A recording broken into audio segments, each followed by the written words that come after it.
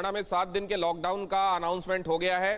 3 मई से हरियाणा में 7 दिन का लॉकडाउन इंपोज किया जा रहा है। हरियाणा में 7 दिन के लिए लॉकडाउन, बढ़ते कोरोना केसेस काबू में नहीं आ रहे हैं। समझा यह जा रहा है कि अब और सख्त लॉकडाउन आपको देखने को मिलेंगे आने वाले दिनों में।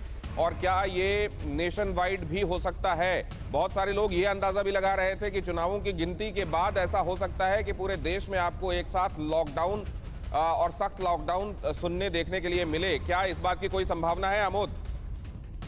देखिए, चुनाव के बाद तुरंत लॉकडाउन हो ये कहना थोड़ा मुनासिब नहीं है, लेकिन ये जरूर है कि जिस तरह से कोरोना का प्रभाव बढ़ रहा है, प्रसार बढ़ रहा है, क्या लॉकडाउन के अलावा कोई और चारा बचता है, ये भी एक महत्वपूर्ण बात है।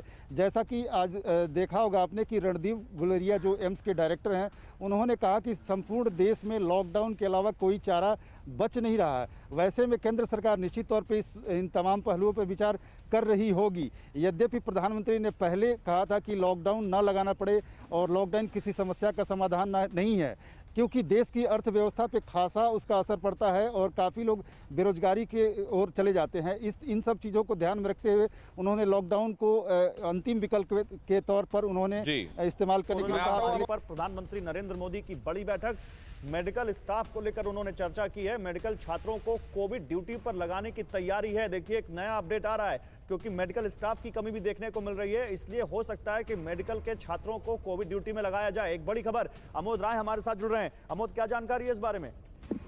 देखिए, प्रधानमंत्री के साथ जो आज बातचीत हुई, अधिकारियों की जो चर्चा हुई, उसमें एक मशवरा ये भी आया कि अगर शॉर्टकमिंग्स है कहीं मेडिकल स्टाफ की, नर्सिंग स्टाफ की, तो जो final year pass out students हैं, जो बच्चे अभी पास होकर निकले हैं, उनको भी कोविड की ड्यूटी पर तैनाती की जा सकती है। और उनको उनके साथ साथ जो फाइनल ईयर में अपियरिंग स्टूडेंट है, उनको भी जरूरत पड़े तो इसमें शामिल किया जा सकता है और उनको इंसेंटिवाइज किया जाएगा।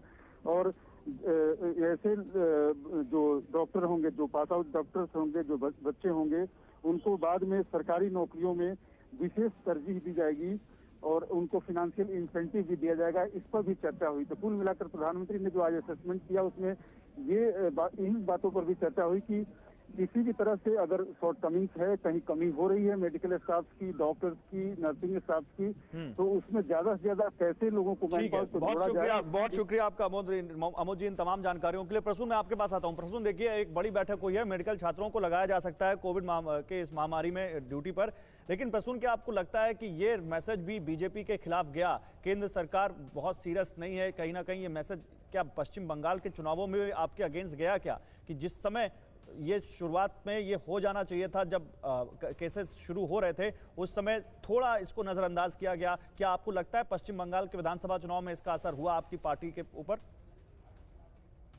देखिए, मैं ऐसा मानता हूं कि 27 दिसंबर से लेकर के 11 मार्च तक जो केसेस की संख्या थी वो 11,000 से 20,000 के करीब थी, और उस पर हमने वैक्सीनेशन पे पूरा जोर दिया और वैक्सीनेशन सोच रहे थे। लेकिन इस हद तक कोरोना का ये विस्फोट होगा कि वो रॉकेट की तरह स्टीप तरीके से पूरी तरह फैलेगा। ये मुद्दा उठा था।